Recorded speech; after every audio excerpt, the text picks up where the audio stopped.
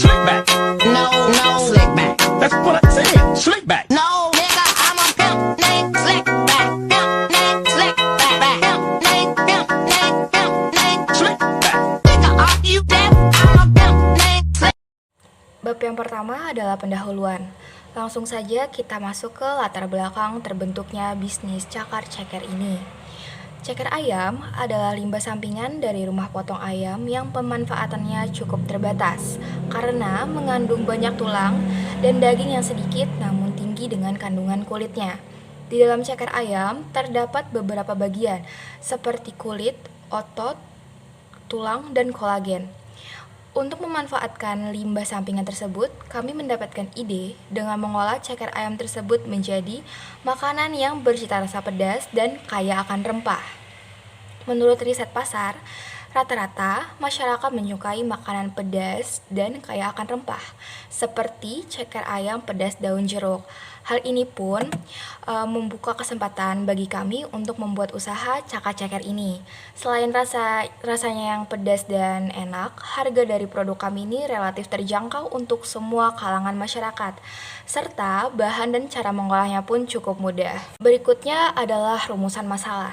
Yang pertama, apa saja jenis dan kualitas produk yang direncanakan. Yang kedua, bagaimana proses pembuatan produk. Dan yang ketiga, bagaimana analisis SWOT usaha cakar ceker ini. Yang berikutnya adalah visi dan misi dari usaha cakar ceker. Cakar ceker memiliki visi yang pertama, menumbuhkan jiwa wirausaha dan kemandirian dalam bekerja. Yang kedua, menumbuhkan kerjasama antara partner bisnis.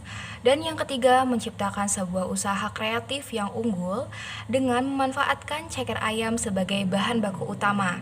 Sedangkan misi dari usaha cakar ceker ini adalah memberikan hasil produk cakar ceker yang berkualitas premium dengan rasa yang terjamin enak serta higienis dalam pengolahannya. Berikutnya, tujuan usaha dari cakar ceker. Yang pertama, untuk menambah penghasilan serta pengalaman dalam berwirausaha. Yang kedua, untuk membuka lapangan pekerjaan bagi masyarakat yang belum memiliki pekerjaan. Yang ketiga, untuk membudayakan semangat dalam berwirausaha di kalangan mahasiswa maupun masyarakat sekitar. Manfaat dari bisnis cakar ceker. Nah, manfaat dari bisnis cakar ceker ini terbagi menjadi 3. Yang pertama di bidang ekonomi.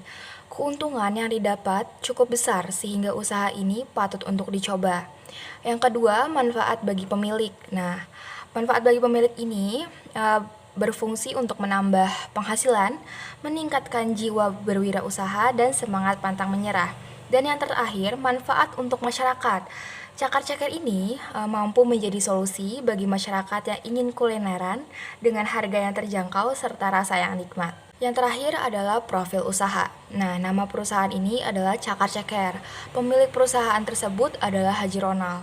Produk yang dijual, yang pertama adalah ceker ayam pedas daun jeruk, yang kedua sayap ayam pedas daun jeruk, dan yang ketiga pentol pedas. Jenis usaha adalah kuliner, beralamat di Jalan Cenderan Raya.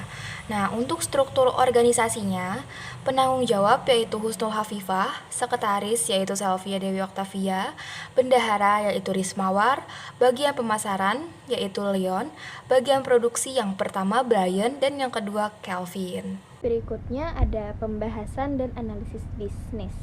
Di sini produknya ada 3 macam, yaitu ceker ayam pedas daun jeruk, sayap ayam pedas daun jeruk, dan pentol pedas.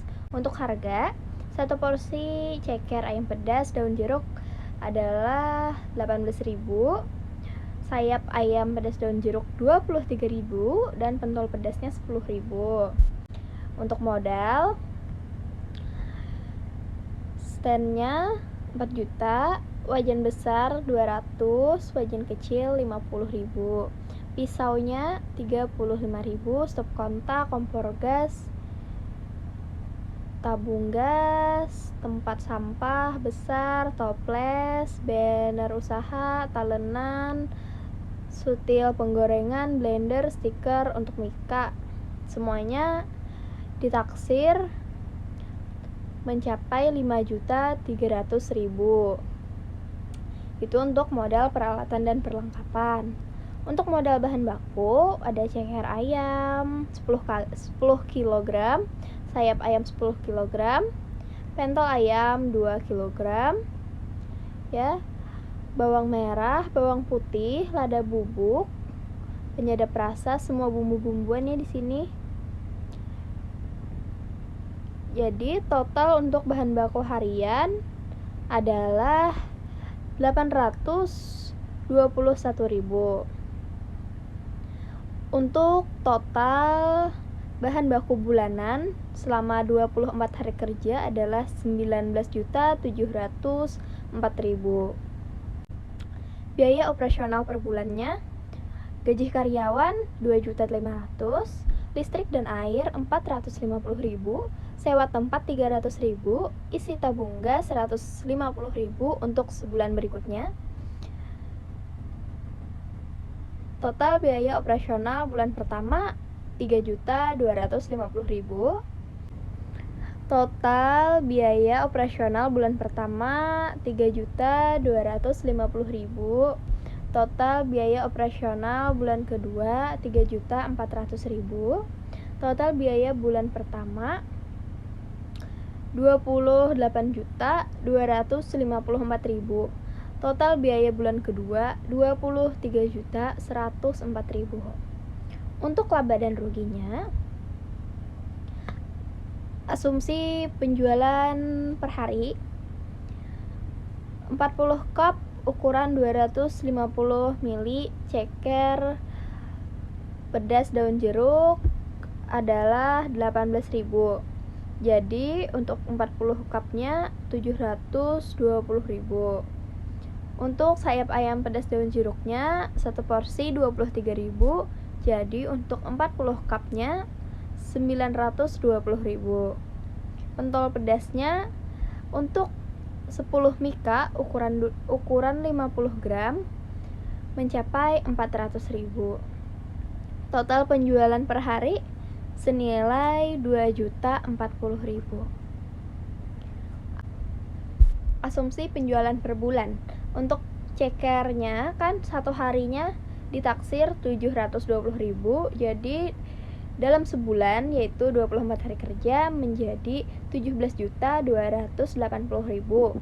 Sayap ayamnya 22.080.000. Pentol pedasnya 9.600.000. Total penjualan per bulannya mencapai 48.960.000. Untuk bulan pertama penjualan per bulannya 48.960.000, biayanya 28.254.000, keuntungannya 20.706.000. Untuk bulan kedua penjualan per bulannya 48.960.000, biayanya 23.104.000, keuntungannya 25.856.000. Next, bab 3 yaitu membahas tentang analisis SWOT. Yang bagian A ada faktor internal. Yang pertama ada kekuatan. Kekuatan dari cakar ceker yaitu cukup mudah dalam proses pembuatannya. Harga terjangkau dengan porsi yang sepadan, berkualitas karena diolah dengan bahan-bahan premium. Bahan dan peralatan cukup mudah ditemukan. Yang kedua yaitu weakness atau kelemahan. Kelemahan dari cakar ceker, yang pertama ada jika harga bahan baku mulai naik, maka harga produk akan naik juga karena kami mengedepankan kualitas. Yang kedua tidak dapat dinikmati oleh anak kecil karena rasanya pedas. Bagian B ada faktor eksternal. Yang pertama peluang, sebagai lauk pendamping nasi yang lezat, memiliki beberapa variasi menu yaitu ceker ayam, sayap ayam, dan pentol. Cukup digemari oleh orang-orang yang menyukai rasa pedas, gurih rempah. Yang kedua ada ancaman, yaitu mudah ditiru karena proses pembuatan dan bahan bakunya cukup mudah ditemukan serta proses pengolahan produk ini tidak terlalu sulit. Next, bab 4 yaitu tentang analisis pasar dan marketing. Analisis pasar yang pertama ada target pasar. Usaha ini berlokasi di Student Business Center atau SBC, Universitas Lambung Mangkurat. Yang kedua target pembeli, yaitu mahasiswa Universitas Lambung Mangkurat dan masyarakat umum. Setelahnya ada strategi pemasaran. Yang pertama dengan menggunakan sosial media berupa Instagram dan TikTok. Yang kedua memberikan promo potongan harga 25% untuk 10 pembeli pertama. Yang ketiga promosi dengan melakukan endorsement pada selebgram yang memiliki audiens cukup banyak, khususnya selebgram yang berasal dari Universitas Lambung Mangkurat. Next, bab 5 yaitu perencanaan bisnis. Metode pelaksanaan program yang pertama survei bahan baku, yaitu dengan datang ke pasar untuk mencari supplier terpercaya dan menjamin kerjasama dengan mereka. Yang kedua promosi dengan memberikan sampai gratis, maksudnya memberikan sampai produk secara percuma kepada 3 orang tetangga sekitar. Setelah itu kami akan meminta pendapat, kritik serta saran mereka mengenai produk kami. Yang ketiga penjualan dan pemasaran produk. Kami melakukan sistem shift pada bisnis cakar-ceker agar tidak mengganggu waktu perkuliahan. Shift tersebut menjadi jam pagi dan jam siang hingga sore. Yang keempat, pembagian hasil keuntungan dibagi secara rata tanpa membuat salah satu pihak merasa dirugikan. Yang B, ada rencana usaha. Yang pertama, bisnis cakar-ceker ini merupakan rencana bisnis jangka menengah. Kami berupaya agar bisnis ini tetap hits dan diminati oleh semua orang. Meskipun terdapat banyak pesaing, kami juga akan melakukan improvisasi agar pelanggan tidak bosan dengan menu-menu kami. Next, bab 6 yaitu penutup. Semoga proposal bisnis cakar-ceker ini dapat diterima dengan baik dan bermanfaat bagi kita semua. Tidak lupa pula kami mengucapkan syukur kepada Allah Subhanahu wa Ta'ala, karena atas segala rahmat dan hidayahnya kami dapat menyelesaikan proposal bisnis ini dengan lancar. Serta kami ingin mengucapkan terima kasih kepada semua pihak-pihak yang telah membantu dalam pembuatan proposal ini. Kami menantikan saran dan kritik yang membangun agar menjadi acuan atau pelajaran bagi kami semua, agar menjadi lebih baik di kemudian hari. Atas segala waktu dan perhatiannya kami mengucapkan terima kasih.